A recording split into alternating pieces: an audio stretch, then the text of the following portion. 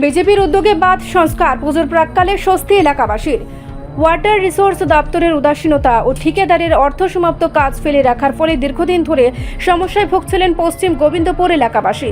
ভাঙ্গাচোরা বাঁধের কারণে স্থানীয় মানুষদের চলাচলে চরম দুর্ভোগ নেমে আসে। পুজোর প্রাক্কালে সেই কষ্টের দিনে পাশে দাঁড়ালো কৈলাসহর মণ্ডল বিজেপি কমিটি। আজ পশ্চিম গোবিন্দপুরের পুর পরিষদের 10 নম্বর ওয়ার্ডে বিজেপি দলের পক্ষ থেকে বাঁধ সংস্কারের কাজে হাত দেওয়া হয়েছে। উপস্থিত ছিলেন কৈলাসহর মণ্ডল সভাপতি প্রীতম ঘোষ, বিজেপি রাজ্য কমিটির সদস্য ও পৌর পরিষদের ভাইস চেয়ারপারসন নীতিশ দে সহ মণ্ডল ও যুব মোর্চার একাধিক কর্মী সমর্থকরা। দলের পক্ষ থেকে জানানো হয়, দপ্তরের উদাসীনতার কারণে বাধ্য হয়ে তারা ব্যক্তিগত উদ্যোগে বাঁধ সংস্কারের কাজে নামতে বাধ্য হয়েছেন। মণ্ডল সভাপতি প্রীতম ঘোষ জানান, মানুষের যাতায়াতের সুবিধার্থে পুজোর পূর্বেই আমরা নিজেদের শ্রম দিয়ে বাঁধকে চলাচলের উপযোগী করার চেষ্টা করছি। প্রশাসন চোখ বন্ধ করে বসে থাকলে ও বিজেপি মানুষের পাশে থেকে কাজ করে যাবে। বাঁধ সংস্কারের কাজে হাত লাগাতে দেখে এলাকাবাসীর মধ্যে স্বস্তির সঞ্চার হয়েছে। তারা আশা করছেন পুজোর সময়ে আগেই অন্তত অস্থায়ীভাবে হলেও চলাচলের সমস্যা থেকে মুক্তি মিলবে।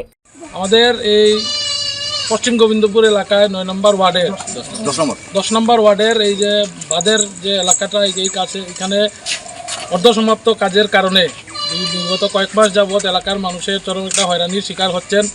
আমরা আজকে এই এলাকার বুথ কমিটির বুথ সভাপতি সহ এলাকার সবাই মিলে আমাদের এইখানে স্বেচ্ছায় আমরা শ্রমদান করছি এবং যাতে পূজার আগে মানুষের যাতায়াতের জন্য সুবিধা হয় সেই জন্য আমরা সবাই এখানে একযোগে মিলিত হয়েছি। আমাদের যুব মোর্চার ছেলেরা, বুথ কমিটির যারা আছেন কার্যকর্তারা মিলে আমরা এখানে এসেছি এবং যাতে কাউন্সিলরও আছেন আমাদের পাশে।